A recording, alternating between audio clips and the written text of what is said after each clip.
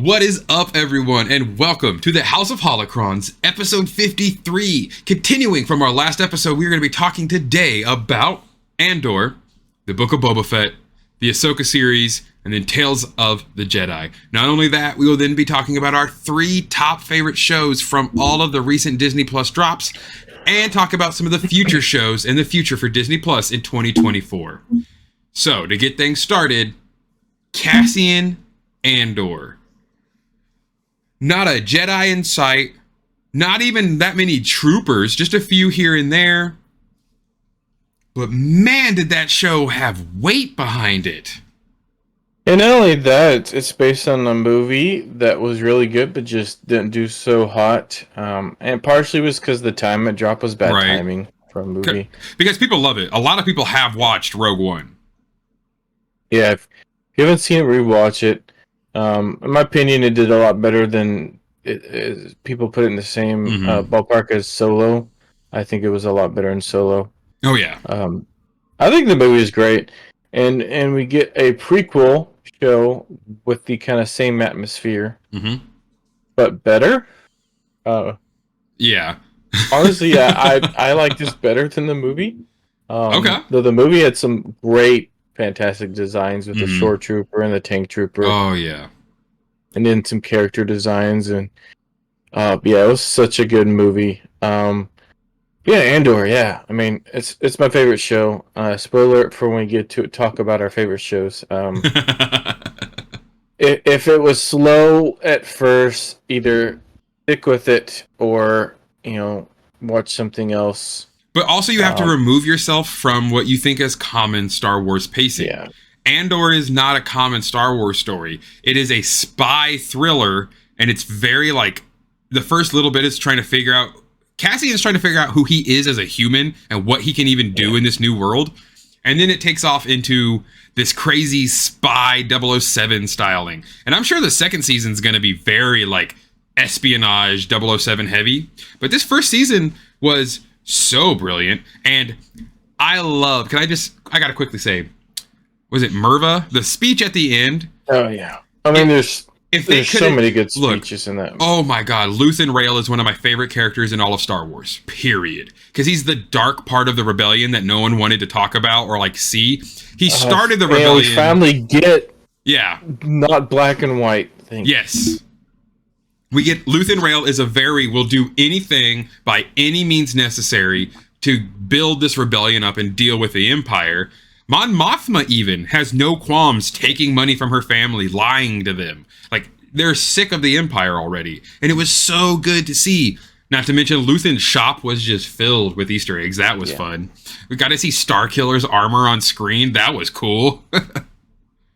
Yeah, it's if you are a lover of deep lore of Star Wars, you would love the show because there's so many hidden things, and there's so many things just on one planet in the background of them just walking around Coruscant, which we never really gotten to see before. We see the mountain peak that. We've heard of it, but never seen it. So we get to see stuff, and we get to see slice of life of everyday folk, which is. It's a breath of fresh air, because that every character should not be on the tier of Anakin, Obi-Wan, Luke Skywalker. They should not be on that tier. Those guys should be elevated as the Skywalker, the heroes. Right. And I don't want everybody to be that way. We hear of the fear of the stormtroopers, the clone troopers, but we don't actually see it because we see through the eyes of the big heroes. Yeah. So to see the effect of the stormtroopers and everyday people. I mean, they kind of teased that a bit with Rebels, but they really went with it on this. Yeah, they were not shying away from anything. The random searching of houses, the taking of things that, just because, heavy taxation. It was a very nitty-gritty series that really dealt with a lot of the stuff happening today in our world, which Star Wars usually tries to really remove itself from... I wouldn't say a lot. Of course, the movies are based around, Nazi Germany versus, the Vietnam War versus, all of this. There's politics in Star Wars, but for the first time, there was no even trying to hide it. Andor is the politics of Star Wars. And done right when you compare it to, Episode 1. It just kind of crumbs down your throat, because this show did more of what I call show shows instead of just tell. Show that Yeah. don't tell. Where an episode when you get a lot of tell without a much show, where you see bureaucratics over and over. On Andor, you don't get to see the main characters really do a lot of bureaucrat. You see it in the background. You see motions. You see, like, for instance, when the meeting of the marriage proposal, you see with the other politicians, the way they're dressed, or you could, if you go back and just look at the first image of where she's dressed compared to her daughter, compared to the father who's dressed like everyone else. Yep. She's actually, her colors are switched. She's more loose on the bottom, but close up top, like she's trying to hide something. He's more open but relaxed. It looks like a bathrobe, and he's just like everyone else. And then you look over to the other family; they're all dressed the same. And the daughter's just more conservative because she's rebelling against her mom. The rebelling by going into conservative. Yeah, and she's super happy about this proposal where, you know, the mother is kind of got the fake smile, and the dad's not kind of paying attention. It's just There's so much going on in that one scene without being said. Yep.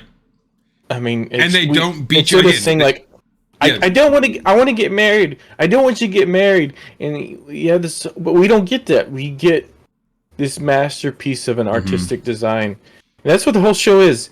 There's a lot of moments in Andor that you can tell exactly the conversation that is going on in the heads of the two characters as they just stare at one another. And it's very hard to do, and especially in Star Wars, where they could be talking about things that don't exist in our universe, but we feel for them. We know who they are still. The settings in this show is one of the best we've ever gotten. Yes. We've so much fleshed out. You see normal people. We haven't seen so much fleshing out since episode 1 with all the aliens on Tatooine that we didn't get to see because they didn't have the technology at the time. But these aren't CJ. These are real people. We see them going out to daily basis, their normal chores in the background. We see, we feel it. We see like all the different gloves on the wall. Yeah, they're all unique and different. It feels lived in even when you go to the prisons, how basic that was, but it all made sense. It worked. Yeah, when you find out that Narcana 5 has like 0 guards pretty much compared to prisoners, you go, oh, electric floors make sense now. Okay. Or, I mean, earlier on, like you said, slice of life, Andor gave us like a love triangle where one guy was being like, he thought cheated on, so he like wigs out. We've never seen that in Star Wars. We got Star Wars booty. Like, for the first time ever, we saw someone definitely got done having a little frisky whiskey time and putting clothes on. We saw like undergarments. We've never seen undergarments in Star Wars. They didn't exist up until this, basically. That's the joke Carrie Fisher always used to say, was they would just put gaffy tape or like electrical tape over her nipples. And so the joke was always, who gets to take it off at the end of shooting? And we get cigarettes, and we get actual smoking. We get curse words. This is the show for the non-Star Wars fans that want to get into it, that like the more mature stuff or more intrigue stuff. If you have a friend that could never get into Star Wars, that like Star Trek or Doctor Who, or even non-Star Wars stuff that likes the more Band of Brothers stuff. The Big Red One base kind of stuff. Like, if they like 007. If you like Star Wars, it's still a good show. Yes. It's one thing I've been begging for forever. It's Star Wars without being the same thing. We get new settings that feel like they belong. We get so many things brought into canon that was Legends before that makes sense. I mean, I don't know where to stop. Well, not to mention that, but like they gave us spectacular stuff too, like on Aldhani, the Eye, when all of those comets are coming over and they're breaking atmosphere, making this gorgeous thing of colors, and they use that to escape. It's brilliant. And the character design, this guy who's clearly force sensitive, but doesn't have like force powers, and like this manifesto he's making about anti-imperialism.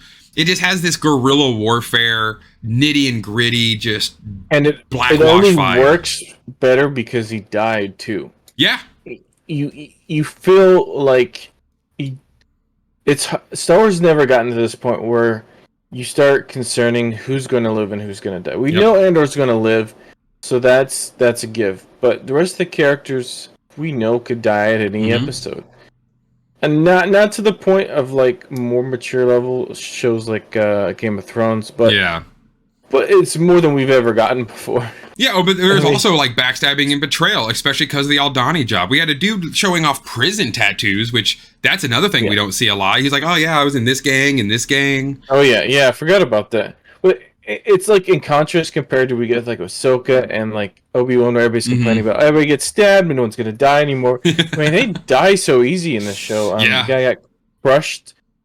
I compare the scene where they're in the transport that moves with all the heavy stuff compared to Bad Batch. It came out the same time where they were in a transport full of heavy stuff. One of them got their leg crushed, and he was still able to move and fire and fight. Yeah, tons of stormtroopers, and also had one guy lifted up like it was nothing when it was probably weighed, half a ton. Right. And you go to Andor, where the guy gets crushed and killed. Yeah, his internal organs get hurt, and he can't live, and he dies slowly. It's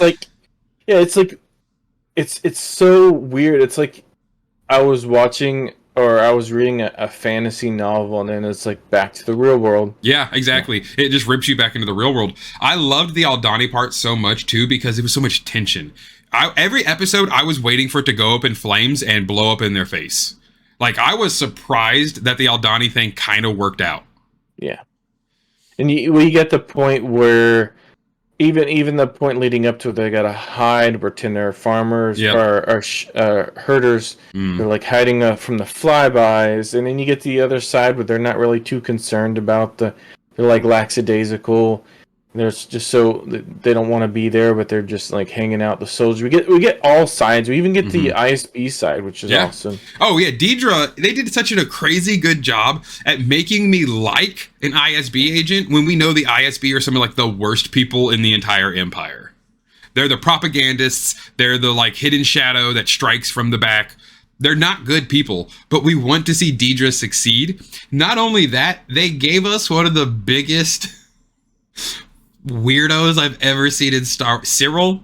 That dude is I didn't think. Never forget him eating that cereal. Oh my god, him eating cereal was hilarious. His mom constantly complaining at him. Again, if you like, you felt for him. Yeah, you were like, oh, this poor guy. Oh my gosh, somebody help him get out of this life.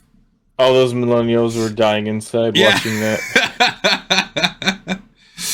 Why don't you get a better job? What? Eating oops all berries while still at your mother's house, telling you to get a job. Because you just lost your last job by circumstances that weren't in your control, but kind of were. Yeah, Cyril was a fun character because he shows the other side of things too. Where we have Luthen and Cassian and Mon Mothma that are like, I'm done dealing with this oppression. We have to stop this. Now, of course, Andor doesn't come around till a little bit later when his life is truly affected by the Empire. But then you have Cyril, who is so indoctrinated into the idea of the Empire.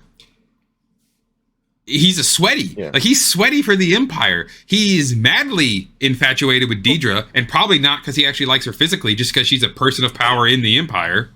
Well, and his character is so real that he is put in this position, and he finally gets in a position of leadership as an officer, and he gets that mission that he begged for, and he's on the plane, and he's get his sergeant just awesome speech.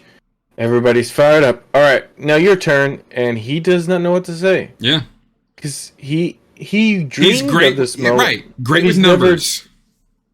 He's never been that moment. It's he's been as like a security guard in an office this whole time, and he wanted to see some action. Got to see some action. Realized very quickly that he was not meant for said action. Right? Yeah. He immediately just gave in, and it was a really fun altercation. But not only that, like getting to see the altercation between early Andor and Luthen, where neither one of them trusted the other whatsoever. That was fun. So we have so many gorgeous moments where We see Andor and Luthen not trust each other, and they have to build that up.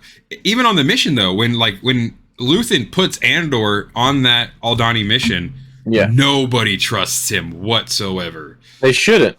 Yeah, this is early Rebel. And Star Wars shows usually have a problem with this. They don't flesh that part out. We usually don't get that. So that was great to see that. And then also we get some flashbacks in between. Some people didn't like it, but I'll say before we jump into the next show, the flashbacks were done a lot better. They weren't in your face. Yeah. Than Boba Fett. Boba Fett's ones were necessary, more necessary than this one was. But this one was done a lot better. Yeah. With Andor's flashbacks. You're curious why he's living like a jungle boy. Right. And Star Wars when he should, it's futuristic. But right. And not only that, though, we get so much amazing stuff out of Andor with like Luthen's ship. That was just cool. There are some really just stellar, cool Star Wars moments still in Andor. But it's an amazing show. I look forward to season 2 because it's gonna be a really good time. It's gonna really push that again, that more adult, more gritty, which is also gonna help with the Acolyte and things like these other shows that are supposed to be darker, and they're supposed to we need that to show that it's okay. We have a show called The Acolyte. I want it to be darker. Right, exactly. I feel like any show that has the dark side as the focus should be. It should be more adult. I don't want to see, the Dark Side Apprentice show, but it's more like everyone gets redeemed. It's more like the Jedi Adventure, or the Young Jedi Adventures, where it's like super happy-go-lucky. Yeah, exactly. So Andor was a breath of fresh air for a lot of Star Wars fans and a lot of people who weren't Star Wars fans. It really, like with Mandalorian, we were talking about last week, it brought a lot of people into the Star Wars fold by giving them something we had never had before, pretty much. And again, I hope we never see a lightsaber in Andor. It doesn't need to be there. It shouldn't. It definitely, having no Jedi, no lightsaber, it would overshadow things. Also, Narcana 5, there was just the fact that they made a all-white prison with all-white uniforms, just putting things together on a piece of, a table. They made it interesting, though. They made you care about these characters that were just prisoners with Cassian. And the prison break scene not only was just we saw coming, but man, did they make that so awesome. Good. Well, I love it because one way out, and they get there, and I love it because we're really bad at names, but the character that had kind of been the foreman of the grounds that whole time looks at Andor and just goes, "Can't swim." It makes you hate him at the beginning. Yeah. He's a prisoner too, but he controls everything. And he's so close to getting out that he doesn't care, and he'll be a dog for the Empire. You find out why he's that way. You find out why he's so close, but they're being forced to being that way. And it's either and he starts to realize that he went too deep in that role, and he gets woken up by Andor. They really realize no one's actually out. You don't get out. Even after you've served your sentence, they just put you somewhere else. And the craziest thing, and Mandalorian is kind of similar with this, where the main character is not a strong suit. When you look at, you think of Din as the main character in Mandalorian, and Andor for sure is the main character in this one. They're not the strongest character. Yeah. Andor, in my opinion, is probably one of the weakest characters compared to the supporting cast. Yeah. Not only I like the actor, I have no problem with him at all. This is not against him. It's just everybody's so much better. It's just the characters are so strong and so. But that's good because then it shows that, with Rogue One, Andor has to rely on his team, or they can't really do anything. And it's the same way with Luthen doesn't need a team. He has to be his own lone wolf thing to get everything done. But he can set things up. He can put them in motion. But yeah, Cassian has to have somebody else with him, or else he will get killed by these elite troopers that have been trained their whole life to take him down. I think we get one scene that was kind of didn't make sense, and the rest was all realistic, which is still the diving shot where he jumps sideways and somehow shoots the I forgot the Death Trooper. Oh and yeah. those are supposed to be the super elite troopers, and we get to see how strong they are even in that. And he just kind of jumps and somehow hits and kills them instantly. Yeah. Other than that, then we get to the awesome scene with the funeral scene. Oh yeah. Which, It's by the so way, epic. I mean, that was one of the things I wanted to say is if they were ever going to allow Star Wars to have the F-bomb, they should have put that in there like the actress wanted. yeah. Because it was, it's always fight the Empire. She literally said F the Empire. And I think that, like, I know that cuss word doesn't belong there. Dank Farrik, glub shit, like all that kind of stuff. There's plenty of names to call. Like, there are curse words for Star Wars. But if they were ever going to drop the F-bomb, that would have been perfect. It's just like, we get such powerful scenes with Obi-Wan and Anakin dueling.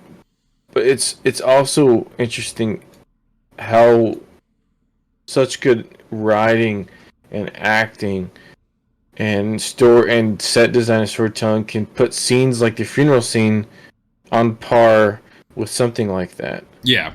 The funeral speech is an all-time speech, but to me, Luthen Rail's I've sacrificed everything speech, that's one of the best speeches in all of Star Wars. Well, to me, the funeral speech and the prison speech when he does his final speech over the intercom, to rally everyone up, those are the top 3 speeches of the show, for sure. And almost they're just so powerful because again, it's not the Jedi, it's not the grandiose knight of the Republic, it's not this smuggler who's been on the run forever. It is people just trying to make it and finding the words to inspire other people.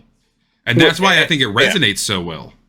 It's a wake-up call, because like I said, we see things in the background through Star Wars. The point where the Jawas are all shot up by stormtroopers, and only stormtroopers that could be so precise. You see Luke's house. Oh yeah, Aunt Beru and Uncle Ben. And you see the evidence, but it's so far in the background. And then you go with Luke, and stormtroopers are missing all over the place. Right, they're a joke. It's you forget how the rest of the world views everything, because we only see the lens through a couple main characters that get the quote-unquote hero / plot armor. Yeah. And so that it's like we know it's there, but it's almost to a point where it's a joke, and it's tired of the joke of stormtroopers always miss. Yeah. And not in this one. Though. Man, in Andor, they will hit you. Watch out. The only reason in Mando it doesn't do anything because of the Beskar. They just hit him on the Beskar. We get this even in Ahsoka. We see TIE fighters in other shows, and books and stuff outside the main movies. In the movies, the TIE fighters look like a joke. They get blown up so quickly. In video games, the same way. But when you get into the real things, they're scary. Yeah, they hear that noise and hide because they're like, "This could be the end of us. If they make a firing run, we're dead." Yeah, they have high-powered cannons. They are very dangerous. Yeah, they're just designed to be destroyed easily because then it's cheaper. Yeah, they're designed to be in mass. Yep. What is it? I think the TIE fighter pilot has like the shortest life expectancy in the Empire. I don't know. And that's another part of it, though. We got to see the trooper side of this too, where again on Aldhani, we got to see someone betray the Empire, but also we got to just see like higher ups in the Empire sipping calf, just judging everyone. Yeah. They really gave us both sides of this. And just one quick thing, they also gave us apparently one of the worst things that ever happened to Star Wars: bricks. God damn it, bricks. Bricks and screws, it ruined everything. I'll never get that was a take that someone wanted to take away. All of Andor showing you all this gorgeous stuff and all this slice of life, and they're like, why they got bricks? That's pretty human-like. Bro, there's humans in Star Wars. Like, you put mud, you mix mud and water, and it makes a clay that people... Just to make complaint about the brick with their ceremony. Yeah, they were like, why bricks? Bricks are earthly. I'm like, whatever, bro. Every hut on Tatooine was made out of like clay and shit, right? Like Kashyyyk is built out of wood. Earthly, you look about the different cultures from around the world, how they build things. Yeah. And there wasn't one culture that invented bricks. They had their Right. own different. I mean, the part when he smashes that brick over that guy's Oh head God, that's so is worth it. good. It's worth it. Exactly. That's so freaking awesome. Almost dropped the F-bomb there. You don't want to get this PG-13. But yeah, Andor was awesome, and it really does give you such a different thing to look at. But now, something that was also different, but a lot of people, to my point, I'm not exactly one of them, but I can agree with some points, attempted to do a lot of what I think a lot of people figured the Book of Boba Fett was gonna also be a nitty gritty, crazy, like crime syndicate, actiony extravaganza. Yeah. And instead it was Boba Fett is getting old and he's sick and tired of being a bounty hunter working for scumbag employers. So what's he do? Kills his biggest scumbag employer's employee and takes over. And it does make sense. Yeah, he wants to do it better. It's just the execution wasn't the best, and it's on the line with parts of like Obi-Wan. Yeah. They crammed so much in there that certain things didn't either get fleshed out or became too overpowered. Yeah. Such as the flashbacks. The flashbacks were needed, but they were done so poorly that it really almost kills the vibe. How they bounce back and forth. And I loved it. Like, learning how he got out of the Sarlacc, learning about the Tusken Raider stuff is amazing. Freaking awesome storytelling. But again, don't make it 8 episodes then. Get 12 episodes and make the first half about him and the Tuskens, and then the second half about him taking over Mos Espa. Because it gets to the point where, like, you get such a cool moment, and then it switches to where, like, he's back dying on the middle of the sand, and you're like, fast forward. Again, or like opposite, Obi-Wan. You get the moment when he's like, he put a lizard in his nose and found a tree on Tatooine. What? And then, all right, now we're jumping back to a dinner where he's talking to a bunch of crime bosses about how none of them are going to help him fight the Syndicate, but he's also not going to, like, hurt people because he doesn't want to be a bad guy. I get that. I personally loved Boba Fett getting to grow as a human and not just be a maskless Empire murdering machine. I like Boba Fett becoming an individual. He deserves that. He's lived a hell of a life. The problem I had is also, like, with the fan base, though, not allowing him to. I get that Boba Fett was a huge part of a lot of original trilogy fans, like, love. Homeboy had, like, 3-4 scenes in the entirety of the original trilogy in which one of them was him getting hit by a blind Han Solo on the back and dying. What we thought, at least. Like, he was made amazing by the mystery and by a lot of the expanded universe books. He's a phenomenon himself. Yeah. He sold more action figures before he even made it onto the screen. Right. They had a preview figure that came in a magazine, and they previewed his a man in white armor. They didn't even have it colored yet before the Empire Strikes Back came out. Yep, the prototype armor.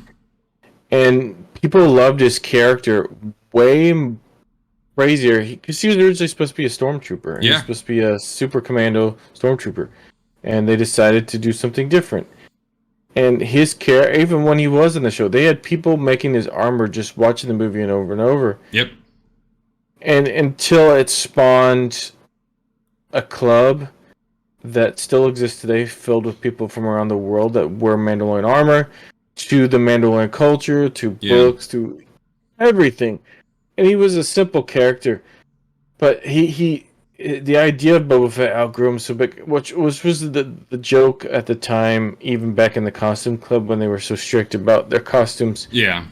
That if Boba Fett were to apply for the costume club, he would have gotten denied. The idea of Mandalorians outgrew the original design, which is hilarious. But we also get misconceptions about who Boba Fett is because of Legends being gone. And since that all got erased, the only thing we had to go on was Little Boba and the prequels, Yeah. and then we got a little bit in the Clone Wars of young Boba, and then the couple scenes, and that was it. So that was the only thing that was canon, because I'm pretty sure none of the comics were canon yet. Right. Yeah, really, the comics didn't become canon until like almost the mid 2010s and stuff, when they really started to take back off. But yeah, and that's the problem, is that, of course, then Boba Fett will never live up in his actual story to the headcanon and like fan stories that have been written about him for the 30 years before this came out. Yeah, and Legends, he originally he became Mandalore. We took Mandalore and became Mandalore, and reled the kind of revitalization of the Mandalorian culture. Yeah. But it doesn't really fit him. Why would he do that? His father wasn't a Mandalorian. He wasn't raised. He doesn't know. Being a Mandalorian, he knows nothing about it. And other than the whole buddy cop thing with Din, which didn't make a whole lot of sense why he did that in the first place. Why he would join Din, because he never has any reason to. He doesn't have the same kinship that Din had with Mandalorians. True. I think he doesn't care about Din as a Mandalorian. He cares about Din as another warrior, because Din was like, well, if you can prove to me this is your armor, I'll give it back to you. Which, that was one of the coolest cameos for the Mandalorian. We got to see Boba come back, kick a lot of ass with his, like, what's he wearing these black pants? Oh, what is this? Oh, that's cool. And then they explain it in Book of Boba Fett. They explain how his armor got taken. They explain all of that kind of stuff. When you get to a certain age, you need a pair of comfortable pants around the house. Yeah. No, you need lounge pants, man. When you've been eaten by a Sarlacc, you deserve to lounge a little more. When you've imprisoned main characters, and you've done some things with major bounty hunters. Yeah. You are considered the bounty hunter. Yep. You're such a big deal, even because in the timeline, Boba's still really young during Empire Strikes Back. I think he's a young adult. Right. And he's to even be selected by Darth Vader. It's a pretty big deal. Right, you're going up. You're there with Forlom and Zuckuss, who Forlom is a droid, so super smart, and Zuckuss is a wayfinder. They're force sensitive. You have IG-88, one of the most deadly droids in the world, and then a Trandoshan, Bosk, who can like regrow limbs and has super strength to fight Wookiees. And then they all fear Boba Fett, or at least respect him. And Darth Vader specifically gives them instructions specific to him. He picks disintegrations. He picks him to go to Cloud City with him. Yeah. He specifically picks him out, and the thing about Jabba picks him, one of the biggest crime lords in the galaxy. And that's his number one guy. That's who he goes to when he wants someone dead real quick, real fast, real definitely. And I feel like I almost became afraid of seeing the Bacta tank during Book of Boba Fett, because I just knew then what was going to happen. And again, loved the story of the Sand People. It could have been its first own little season, though. Yeah. And I love Black Chrysanthemum coming in. And Danny Trejo as a Rancor tamer. Oh. I forgot about that. It's so amazing. But yeah, Black Chrysanthemum's design. It became my new favorite Wookiee design. I like it better than Chewbacca. He literally ripped the arm off a Trandoshan. That was dope. Yeah, sorry Chewbacca, but put clothes on and maybe you'll look cooler like your other Wookiee designs. Get 2 bandoliers, Chewbacca. What you doing with just 1? It'd look pretty cool. You need some shoulder pads. And we also get what's his name that had Boba Fett's armor? Why are we so bad at names? The Marshal. I can't think of his name. Cobb Vanth. Cobb Vanth. Partially. I mean, I hate seeing major stars. I like seeing new breakout stars. It did good though. Dang, I kind of didn't want Boba Fett to get his armor back for part of the time, because it looks so good. I almost bought his sideshow figure. It looks so good. And Cobb Vanth is just an amazing character, which is kind of the things that excited me towards the end of Book of Boba Fett, is let Boba Fett realize that maybe leading all of this isn't exactly what he also wanted. Because it seems like he was almost putting like getting Cobb Vanth ready to take over for him, or like That's what I was hoping. yeah. Imagine if Cobb Vanth had, when he was wearing the armor, wore a cowboy hat, because he didn't wear the helmet. Well, he did wear it for a little bit. Imagine if he Space just wore cowboy. like a cowboy. Right. So, And I mean, getting to see Cad Bane, that was also amazing. I really feel like they did a great job on Cad, putting him from his Rebels and Clone Wars into live action. You know, his hat didn't need to be 16 inches long on both sides. Like, he would wear a normal hat. Yeah, it needed to be ridiculously large. He needed to throw it at people. I think it would look cooler if it was bigger. But the showdown with him and him doing very good. I mean, Cad Bane was basically what Boba was before Boba. Yeah. He was the premier bounty hunter. Yep. Cad Bane took down Jedi. He actually has a better track record than Boba Fett. Yep. He literally caught Jedi. And not even just any Jedi, he's caught major Jedi. Mm-hmm. And like really at the end, the only thing that saves Boba when he's going up against Cad is his armor. He has that one trump card. Like, and that's what Cad Bane tells Cobb Vanth. He's like, you should have never gave up that armor. Because he's right. Like, you can't beat Cad Bane in a quick draw. He's too good. It's what he does. He's a quick draw, quick shooter. He's a great bounty hunter. But you also hear it with Boba Fett when he's talking to Chrysanthemum, as he goes, people like us don't live long because they don't care about us. If you ever want to actually like live a life, you can't be a bounty hunter for these, what's he called, like Scuzz Nose or something, these horrible people who just want to use you like a tool and throw you away the moment you're inconvenient. AG-11. Yeah. And it really shows that, and I think that growth for Boba Fett as a character was amazing. And Fennec Shan, oh my gosh, that's an awesome side character. She never once needed to tell you she was a woman and never needed to tell you she was a badass. She was just Fennec Shan, who is stellar.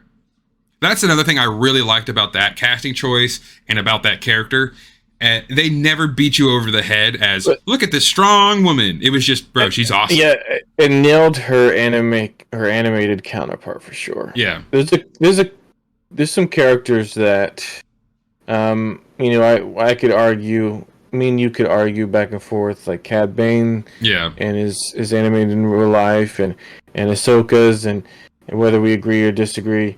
But her and who else? Oh, Bo-Katan. Yeah. I mean, you can't really argue. Now Thrawn, of course. Thrawn is the best casting choice ever possible for that. I mean, I would say he's 1-for-1 look. Yeah. And it's not because of his body shape, like most people think. Partially mine is the hair and the color. Yeah. The color tint and the eyes. Yeah, just facial structure. But his eyes are supposed to specifically be glowing. I mean, that's getting to another episode, another part of the show. But yeah, it's being picky. But how amazing is it when that's the biggest things? Like, I gotta be real picky about this. That's a part of the fun of being a Star Wars fan as well, though, is creating those moments, having the fun discourse about it. A lot of people didn't like Boba Fett riding a Rancor through town. I thought it was awesome. A lot of people did not like the modders. I thought that was really cool. Their scooters, I'll agree. The scooters were dumb. The scooters with like 29 mirrors on the side to resemble the old like scooter gangs in Britain. Guys, if you're gonna redo a gang, don't choose scooter gangs. A swoop gang would have been cool because they were supposed to be on swoop bikes, but they weren't. And we already saw a swoop gang with the Nikitos. So like, there's obviously swoop gangs on Tatooine. Why are they riding like brightly colored? I can still get that. Gangs like to be brightly colored. I love them. Yes. I love the idea of modding because, and the society they look at if you lose something, you get a like prosthetics. It doesn't look like you have something. But I like the idea of these gangs. They're specifically replacing it, and it may be even like they want to be gang members, cutting off appendages on purpose so they can like pretend they've lost something and get a robot part. Yep. I love them just turning into half droid taking out eyes. I think it's cool. I And want I to see love the more joke, villains. like, where literally Boba Fett goes, keep an eye on him. Oh, sorry. He goes, it's fine. I paid a lot of money for this eye. I'm proud of it. Yeah, I want to see bad guys with like robotic arms Yeah. and half face. I think it's cool. Valence. I want to see more people like Valence. So that there was cool design. I think they went a little too goofy with it, like you said, with the scooters, and then also they just didn't look like a serious threat when we compare it to what they were fighting. It's like, let's grab the modders; they're gonna help us. I'm like, but they just carry a couple pistols and they ride scooters. What are they gonna do? Right? How are they gonna take down the Pike Syndicate? Whirl backwards slowly as they shooting at somebody, which was the part that everybody hated.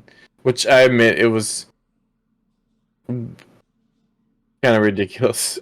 But and then I can argue against the fact that was that little spin move necessary? No. Was half the shit in Star Wars? No. But at least his makes sense because he wouldn't be half droid if he didn't do stupid maneuvers like that. And that guy lives for the rule of cool. Well, yeah, like I said. He's definitely been shot a few times. Right, sure. yeah, he doesn't care. He's like, bro, what are you going to do? Shoot me? Oh no, more robot parts. It's just going to make me cooler with my friends. And I did a cool spin. So, ha ha ha. I just want to, I'd be next time it'd be funny. Oh, that'd be amazing. Does the spin, gets him, and goes, see that? One of the members just an actual droid. It's like a B2 droid or something. Yeah.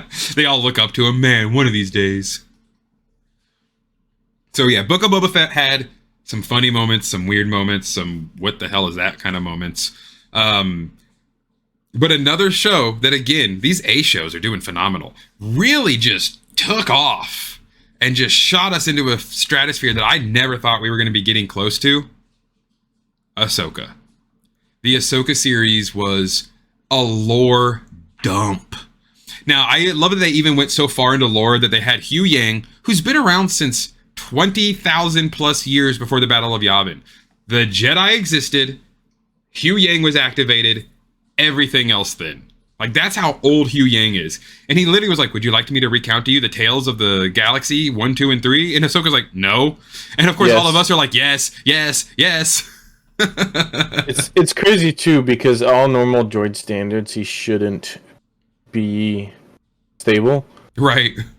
He should be going insane or not functional. Yeah. But somehow, he's pre Jedi Order, so somebody made him know what they were doing.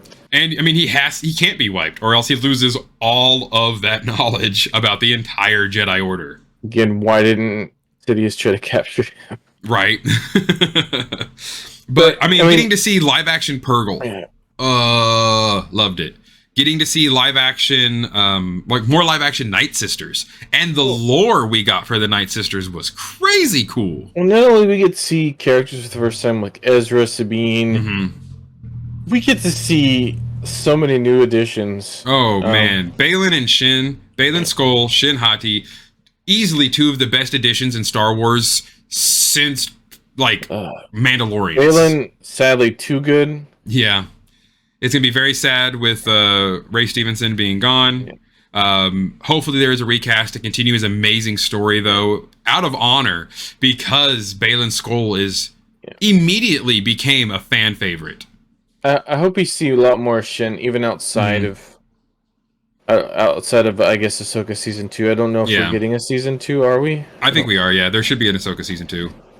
I don't know if they've confirmed it or not. Right, but it's like they're gonna, because they can't they can't stop from there and go immediately into the Heir to the Empire Mandoverse movie. I would be so mad if they don't ever continue what happened at the end of Ahsoka. Oh yeah, that would be the biggest blunder.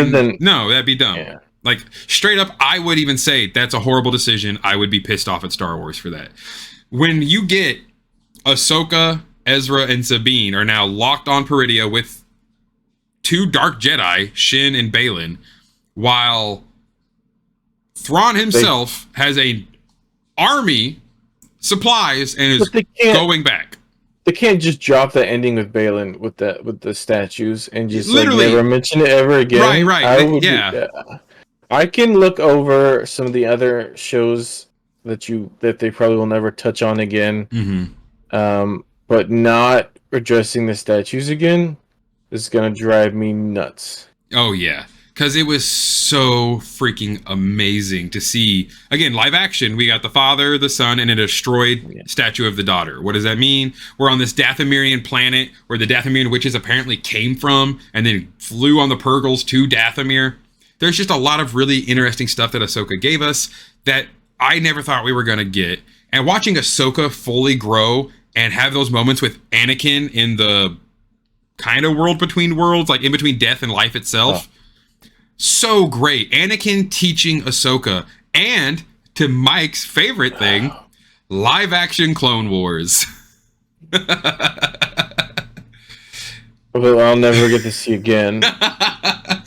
Which you could watch an entire series of just that, right? Yeah, I want to just take the parts and just loop it and like try to make my own. But yeah, and disclaimer: those that watch the clones and wonder why they look weird while they're moving, it's because we never got to see the clones you saw in episode 2 were all CGI. Yep. The armor wasn't originally designed for people to ride in. Right. So, you know, when you get out of the CGI, which is awesome. Oh yeah. I didn't have a problem with it. I thought it was great. They looked phenomenal. Like, yes, live action Rex probably had he had van braces on, like just kind of flipped upside down. But a couple things are wrong. But. Yeah, but it's like it was still great to see. And again, if you have to find those little nitpicky things to be like, well, that's the problem though. But the fact that we got to see him in live action in the first place, hear his voice. Insane. We got to not only that, we got to hear this. We got to the Siege of Mandalore in live action. I didn't think we'd be able to see old Rex, like young Rex. But. Right, yeah, Clone Wars Rex. And we got to, what an amazing young Padawan Ahsoka. Did an amazing job there. And again, like you said, Hayden Christensen looked phenomenal in this one because they didn't need to de-age him. They didn't need to do anything like that. He just got to be himself. And it was a very powerful scene. It added kind of the Clone Wars part that she needed. She got cheated out of her last part, and so it kind of helped her grow, and it kind of helped see like what if Anakin didn't turn to the dark side, how would they continue? It was awesome. It was awesome to see him kind of temporarily turn back to the dark side. We got a little bit of Vader again, but Vader without the suit.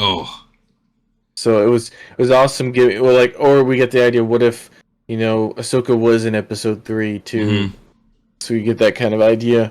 It was just great. There's so many good things. There's some things that I kind of. One of my major complaints was, and this comes from, and don't get me wrong, about there's too much Sabine. Sabine's one of my wife's favorite characters, and I love Sabine's design. I love Sabine from Rebels. And honestly, her character just felt like, and I said that before, it felt like they never watched Rebels with her character. I guess she should be a certain way, but she's kind of too out there, and it just drove a little too much away from the Ahsoka show. It was a Ahsoka show, but it felt like a Ahsoka and Sabine show. And she felt like she was like a prequel to her in the Rebels. I felt like her Rebels counterpart was more mature than this counterpart. Right. Yeah, and like you said, I think she had a loss of maturity due to Ezra being gone. But at the same time, again, the other stab wound thing too, where it was like, again, with the stab wound thing, like that one was like, okay, Shin had to have known she was only hurting her because she stabbed her like way off to the left and stuff. But it's like, if she really wanted to kill her, okay, you have your lightsaber inside the other person, just go whoosh. And it wouldn't make sense for Shin's character that she wouldn't kill her. Right. Shin, just cut her in half. We specifically put it to a point by just killing a ship full of soldiers. Yeah, easily. They don't care about people's lives. Right. So she's not like she is worried about, like killing, the idea of that troopers or soldiers often shoot in the air or whatever. Mm-hmm. Isn't she's like not scared? We've seen her kill people cold-bloodedly Right. prior to that, so it's not like she's scared to kill somebody. So it doesn't make sense why she just stabbed and walked away. And it just, it's not that I hated the actress. I thought the actress was great. I thought the portrayal was great. It just weird. I take. felt like, huh? I felt like it wasn't Sabine. Mm-hmm. I felt like, and then there was too much of her. I love seeing Sabine, but like I said, it felt like I said, it almost felt like Sabine was the main character for most of the show. And it was like the perfect amount of Ezra. I loved the Ezra bits. Hera was another amazing casting choice. The way, like, her going in there telling everyone, "You're gonna do what I tell you, or I'm gonna have you all court-martialed," and then shooting a guy like, "Okay, you're bad. You work for the Empire. You work for the Empire." I love that. I used to have a crush back in the day on Mary Elizabeth, and it helps now more. Because boy, howdy, she looks good in green. I never was one of the guys that like had crushes on Twi'leks, but now, oof. So yeah, Ahsoka was brilliant. It had ups and downs, but gorgeous show. Fighting choreography was good. And this is the part with Ahsoka, me complaining is being picky. Exactly. Don't take this as me hating the show. I'd still put Ahsoka as one of my favorite shows. Yeah. It's not Andor level for me. I just really like Andor. Yeah. But I mean, it's like I said, it's me being picky. It's like it's a small nitpick. I enjoyed the show. So to kind of further on with Ahsoka's training, though, we'll get into Tales of the Jedi real quick here, guys. Tales of the Jedi is only one season. It is a bit shorter. The episodes aren't stupid long, but it gave us a lot more information on Count Dooku's fall to the dark side, his loss of Qui-Gon Jinn, and his battling against the Jedi Order. And then we get Ahsoka and her very young years getting brought up going into the Jedi Order and being brutally trained by Anakin, who was the only Jedi training his Padawan to be a survivor of war instead of a Jedi, which is probably what kept her alive so long. Yeah, it's first time we got to see the Tokruta homeworld. Yep. I mean, we've read about it. We see it a little bit in Clone Wars, but it's like a part of Sheely. Yeah. We barely get to see it. And it was like a weird university artist thing. It's crazy to think about how in the High Republic there's such like this like military force, and then I don't know if it's like just part of the world or if they just reverted back to their more tribalistic. I don't know. It just seems polar I would see Sheely as Sheely has like 5 main cities, and not a lot of people actually live there. Most of their populace is just like rural.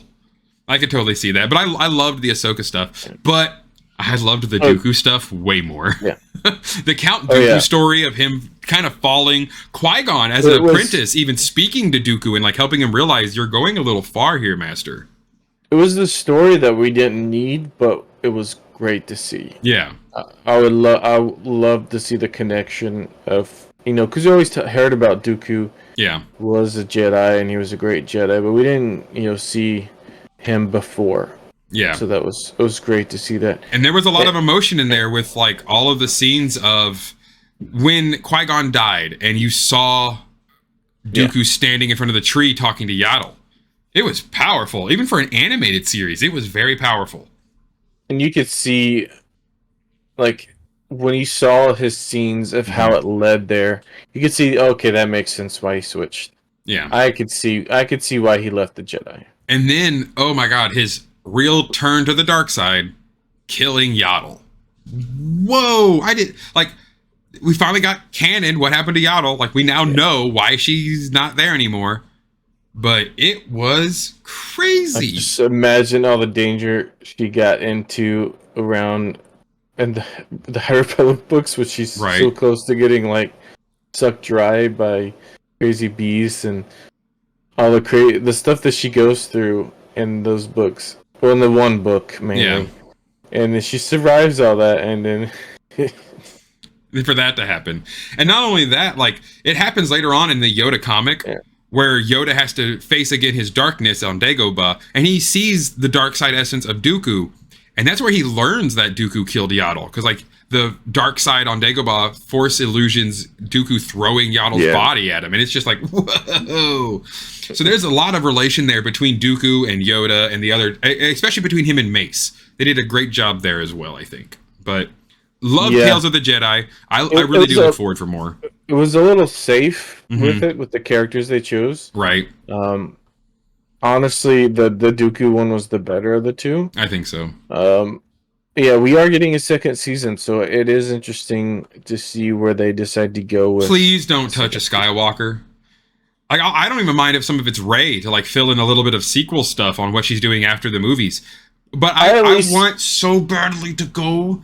Look, there is a 90s comic series by Dark Horse called Tales of the Jedi, and it is all about Nomi Sunrider, Ulic Qel-Droma, Exar Kun, Ancient if they Jedi go and Sith. any prequel, I mean any sequel character, I would like actually to see Kylo.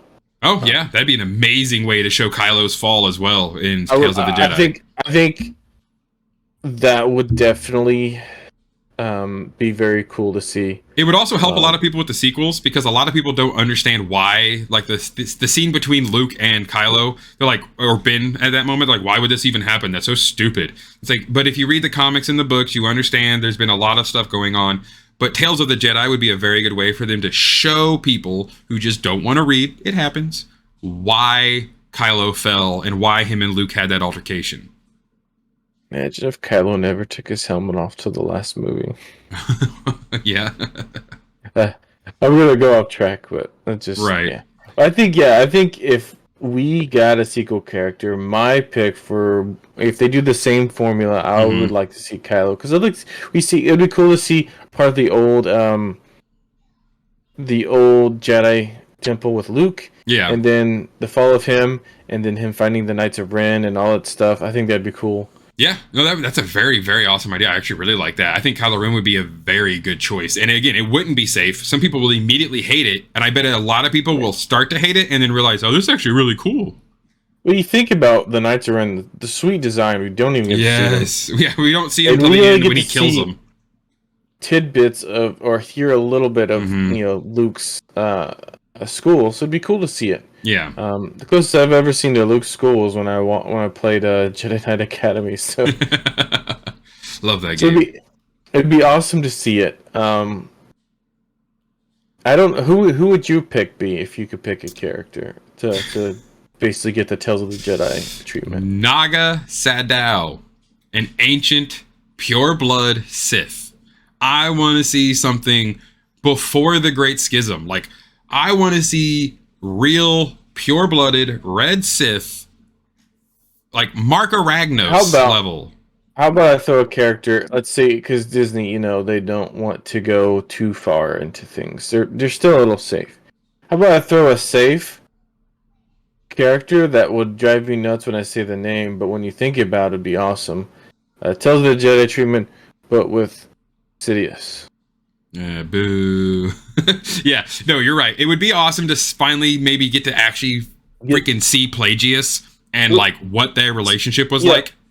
Well, we get because the Ahsoka story had part of the Ahsoka book with the prequel stuff. We do that with the Plagueis book, Plagueis book, and some of that. Which, by the way, if you haven't read that book, guys, it's not canon, but damn, it's good. It is a good book. And that would bring a lot of that back into canon. Yeah, because I think I would like. I doubt they'll do Sith on both. Yeah, man, I think they should do one. I mean, why not? It was both kind of Jedi, and then you get both kind of Sith. That's the only time I'd want to see. I'll do you one better. Sidious it's not Sidious. It's not Tales of the Jedi Sidious. Tales of the Jedi Plagueis. Like, it doesn't even have to go over his origin that much. Like, just a small excerpt of him talking to Sidious about how he became a Sith, and then the rest of it's just their training and stuff. I want it to end with him killing. Plagueis. And it still can. Even if they choose Sidious, I'm just gonna call it. Well, I'm saying they focus on Plagueis, but then you get to the apprentice and all this stuff, and then he kills him, and and then they have a little teaser of his Force spirit still stuck. Yeah. That would be actually really good. Yes, I could agree with that on Like not having it be you Sidious. see like a mask, like a Sith mask, and the eyes glow red as he Yeah, walks away. yeah, that'd be Like awesome. his spirit's still there. Oh yeah, he's in. Yeah, like Viceroy Panchard. He's now just gone into some ancient mask to haunt it forever. Put it Yeah. on, and you will be taken over. Only to be sold in a shop. Yeah, only to be held in Luthen's back room. So now then, to kind of start the end of things, guys, top 3 shows. I will go first. I will say at number 3, again, the list does not mean they are hated or like, it's just moments that made us like one more than another. A lot of people are probably not going to agree with my number 1, so whatever. But I'm going to say Mandalorian on number 3. It is the easiest to watch. There are so many episodes of it with so many different vibes and different things. Mandalorian is a great sick day watch. It's a great holiday. You're just sitting at home. It's just good and it's fun. It's action packed. It's kind of funny. A lot of good moments. Yeah, that definitely draw you in. So number 2 is going to be the Ahsoka series because I like getting the fighting, getting the more Jedi lore. I'm all about Force users and light side versus dark side kind of stuff. And this did have a bit more of that gray with Baylan and Shin. You know, they're not good, they're not evil, but they're not good. It was good. It dropped so much lore, and it brought some awesome characters into the fold. So love the Ahsoka series. Number 1. I'm gonna give it to Kenobi, the Obi-Wan Kenobi series, entirely because I'm such a hardcore prequel fan. The fall of Darth Vader into becoming who he is all time to me. Yeah. That's like the point of Star Wars almost. Is nobody saw that coming. Is becoming Vader, and then Luke redeeming his father, and you don't get that without this extreme loss between Obi-Wan and Anakin. Yeah. The scenes where, like, I can't stop saying it, those scenes of you didn't kill Anakin Skywalker, I did. It's just so powerful. I could rewatch just those scenes on an almost infinite loop. Yeah, I mean, you get the only thing that Mandalorian for me is really lacking compared to the shows that you mentioned as your 1 and 2 is Ahsoka and Kenobi both have like great memorable moments. For me, like Ahsoka, I still picture the entrance for Thrawn. Yeah. It's still epic. And there's other moments that are so good. Mandalorian overall is good, but I don't think I've had a moment yet where it's like the only thing when I think of Mandalorian, the only moment of Mandalorian that I've had to rewatch just to see it again is the Mythosaur. Like that was epic. That was so cool. But then it's like a half-second scene and it goes away. So it's just there's not really anything there. Right. I don't really. That compared to like the fight scene in Obi-Wan Kenobi, or in Ahsoka between Anakin and Ahsoka. Like, I'll give you guys this. I'm not like an Anakin number 1 put in anything and I love it kind of guy. It's just so he wants Anakin. Yeah, but it just does so good because we've had so much nostalgia with it. Now, hey, give me High Republic. Because these books are fucking fire, guys. So, like, you give me High Republic stuff, I'm game. I like some of the High Republic Jedi way more than Anakin Skywalker. But it's nostalgia. Like, it's clicking all the right stuff for me. Those adult books they would never make into a live action. Disney would never go that way. No, it's so dark. It makes Endgame look peaceful. Yep. All right. What are your 3, Mike? I wasn't originally, but I think I might say, because originally I tied them at 2, but I think I'm going to put Mandalorian also at 3. Okay. There's some good moments, good spots that we had. Yeah. I felt like season 2 was the weakest, but as a whole, it was a good show. Yeah. I love Mandalorians. I've been in Mandalorians forever, so it's great to have a Mandalorian show. I'm glad that it feels like the rewriting Mandalorians from the Clone Wars, where they were not true Mandalorians. Yeah, it was a great show. I also like that we go back to saying, yeah, main characters can wear helmets and Yeah. still be a good character. Right. You don't have to show your face whatsoever. It's about body language and dialogue. You can see how that, the difference between Darth Vader and Kylo Ren. Hmm. Kylo Ren's a joke because he takes his helmet off immediately. And Darth Vader scared the Jesus out of little kids when the movie first came out. True. Yeah, they're like, And is he a then, robot? Is he a monster? What is he? and the difference between Boba Fett and from the movies to the Boba Fett where he doesn't wear his helmet anymore. Yeah. I get the actor doesn't want to, and he wants to, but hey, I would love to just walk on set with just nothing, with just the Mandalorian helmet. I would never take it off. I would. Right. They would. They would have to threaten to get me off set. To like, you're not going to be in the show anymore. We're going to take your helmet off. Then I guess I would. You'd pull a Ryan Reynolds and just accidentally steal the Deadpool suit. Or it could be like, you could be a great character. Yeah. Without it, with the taking your helmet off, but the Mandalorian does it right. Yeah. It does it where it should, and that's where like the Halo show failed. And then we go to my number two, which might be controversial to people. A lot of people put Mandalorian as one. For me, two is Bad Batch. Yeah. One thing I am also big into are the troopers. I love the clone armor designs, which is based off Mandalorian designs. I love a lot of the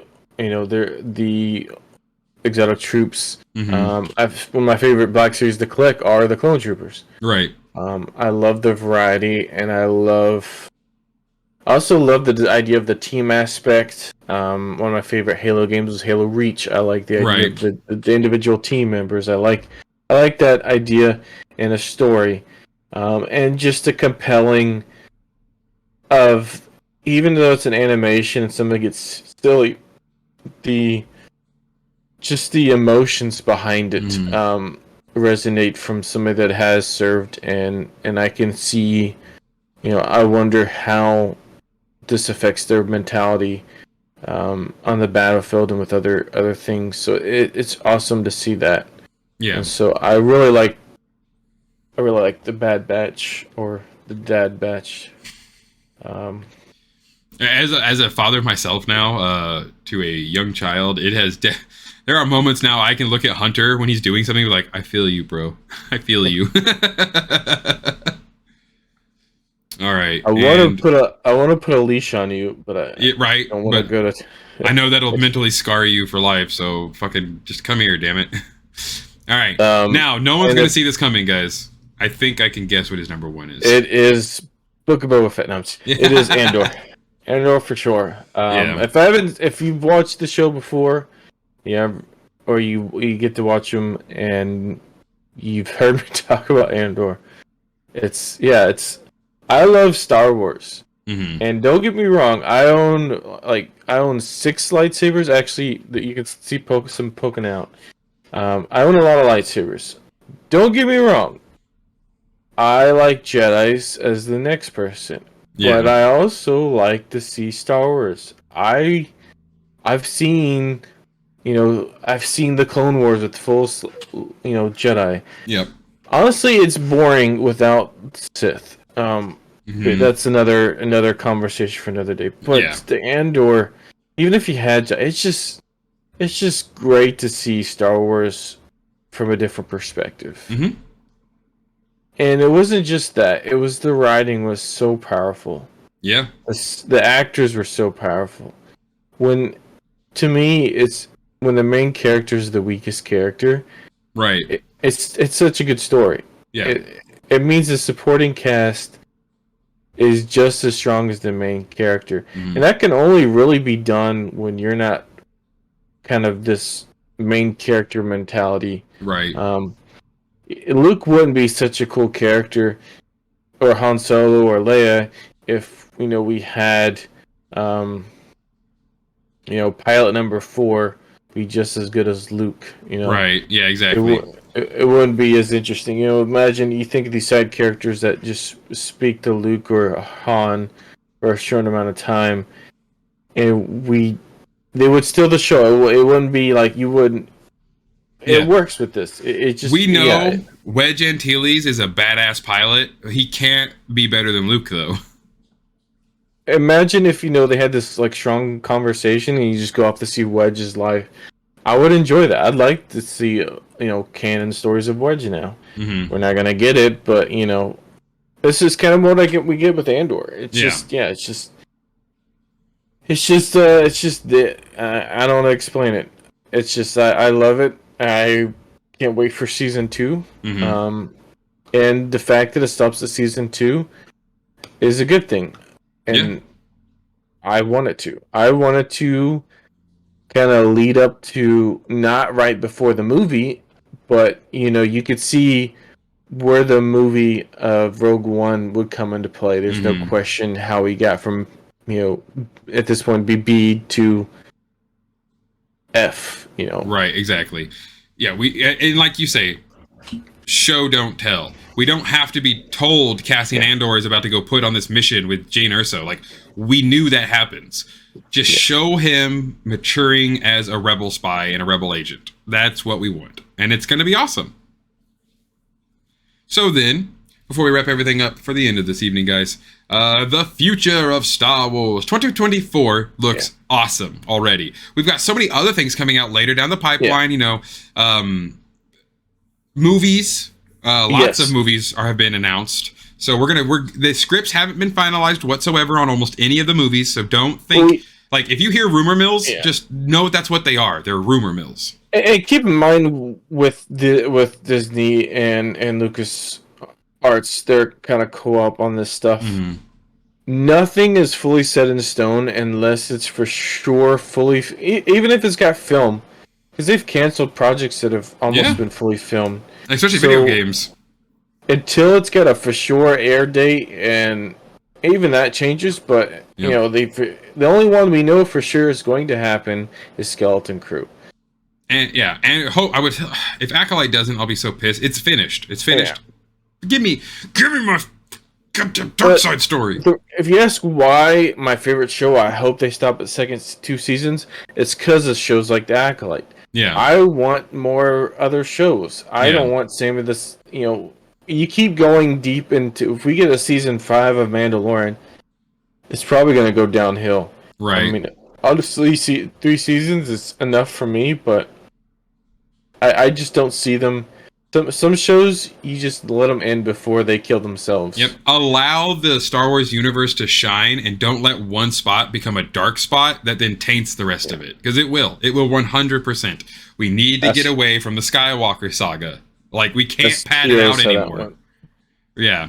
And I am super excited for Skeleton Crew because it also could be like kind of Andor-y. It could have absolutely nothing to do with Jedi, or it could have everything to do with Jedi. We have no idea. They've been really good about not dropping anything. Yeah, we've been such on the dark. I mean, there's stuff they put out, but not really anything to go on. Yeah, I don't have my hopes up for it. It's not because I'm just not super excited about it. Mm-hmm. It's just because I don't know what it is. I mean, normally there's been no toys. There's been no normally Star Wars is big on hey, this character's coming out and here he is as a figure. Look how cool this is. Aren't you more curious? But with the Acolyte, they've told us, hey guys, this is going to be dark and terrifying. This is what happens when the Jedi don't fulfill their promise and a girl turns to the dark side. I'm already hooked. I'm in. I am so ready to see the Acolyte now. Yeah. Why haven't we gotten a Dark Sith show before now is beyond me. Right. So we've got the Acolyte then. We've got Bad Batch Season 3 coming up in 2024. The end of the Bad Batch. That one is definitely the last season. They have straight up said Season 3 is last season. Good. Exactly like Mike was saying earlier. Let it end in a great story vice instead of slowly petering out until they have to kill everyone because no one wants to watch it anymore. And even if you're not a fan of Acolyte when it comes out, I beg of you to watch it just let it run in your TV in your other room or whatever. Right. I want Disney to make more shows out of the Skywalker, the Galactic Civil War timeline. Yes. Do not be scared. Timeline. Out of Don't be scared of the High Republic. It's not like they're trying to take away everything you know. They're trying to give you something else. It's an amazing timeline with fantastic Jedi. And the Acolyte is the latest we have for the High Republic. It's pretty much only like 30, 60, something like that years before Phantom Menace. Yeah. So it's not like it's going to be a different universe you'll never understand. But it's also not going to be the Old Republic. There's not going to be a billion Sith versus a billion Jedi. Yeah. It's focused on the dark side too. Yeah. So if you want to know a more dark side shows, you want some red lightsabers, watch show. Get them watch the show. To like this. Get them to show the hey. People want to see more dark side, cool Sithiness, and And I love the fact that the director is divisive on her takes of Star Wars. I don't want cookie cutter people making Star Wars. It's like I don't want my co-host to be in agreement with everything I say, because that's boring. That's not how you get new exciting stuff. That's how you get Anakin versus Obi-Wan for the 97th time. And like, as much as I loved Obi-Wan Kenobi, and that's my number one, if I have to see it again, it will definitely not be my number one. It's good. Leave it alone. Besides the Mandoverse, you cannot do anything else with the Skywalkers. Yeah. Let them die. So, very excited for the Acolyte. Extremely excited for 2024. We're also getting the Outlaws game. GTA 6 meets Star Wars. Let's go. I'm excited. About time. Yeah, another really good open world Star Wars game that could... And again, if this game does really good, this is how we get more games. I'm so glad they waited to break off from their contract with EA and all that. Because we would not get the same game. Right, I can agree. We would have gotten Battlefront 5. That's it. We would have gotten the same engine, but, the story mode. Yeah, exactly. So amazing. I am super excited for the future of Star Wars, and who knows what's going to happen in 2025 and beyond. I know a lot of shows, of course, are getting pushed back or altered slightly and things like that due to the writer's strike. It's all over now. Hopefully things will continue to work out for everybody and things can keep coming out. It's still a good time. It's an amazing time to be a Star Wars fan. From episode 3 to the sequels felt like forever. And from episode 6 to episode 1 was literally like a lifetime for some people. Yeah, it was, yeah. So I'm excited that we're getting all this amazing stuff for Star Wars. I hope you guys are as well. Down in the comment section, make sure to let us know what you want next out of Star Wars. Guys, thank you so much for joining us. Have an amazing rest of your day, and as always, may the Force serve you well. And may the Force be with you. Have a happy holidays wherever you are. May your life day have been grand and your other holidays be just as good.